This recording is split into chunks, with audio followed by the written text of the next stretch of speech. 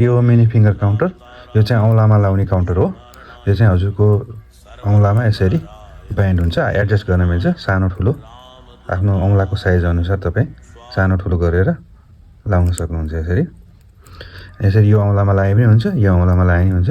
यसरी राधा राधा राधा राधा राम राम, आफूलाई कुन भगवान्को नाम प्यारो लाग्छ त्यो भगवान्को नाम अथवा मन्त्र छ भने मन्त्र पनि गर्न मिल्छ।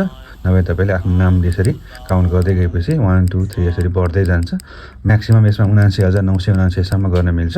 डेली तपाईँ 1008, 5000, 10,000 गर्नुहुन्छ भने 5000, 10,000 पुगेपछि रिसेट जिरोमा आउँछ। त्यसपछि गर्दै जाने। यसमा चाहिँ त्यो हातमा बाँध्ने घडीमा लाग्ने ब्याट्री लाग्छ, त्यो सिद्धियो भने नजिकैको घडी पसलमा गएर सजिलै चेन्ज गर्न सक्नुहुन्छ। यसमा चाहिँ तपाईँ 15 देखि 20 लाखसम्म काउन्ट गर्न मिल्छ।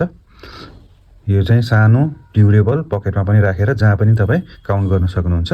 तपाईँको बुवा आमा, हजुरआमा, हजुरबुवाहरूले पहिला माला गर्नुहुन्थ्यो, रुद्राक्षको अथवा तुलसीको माला। त्यो गर्दा चाहिँ कति काउन्ट गऱ्यो भने थाहा हुँदैन। यसमा चाहिँ हजुरले कति लाख गर्नुभयो, कति हजार काउन्ट गर्नुभयो, सजिलै थाहा हुन्छ। आजै अर्डर गर्नुहोस्। धन्यवाद।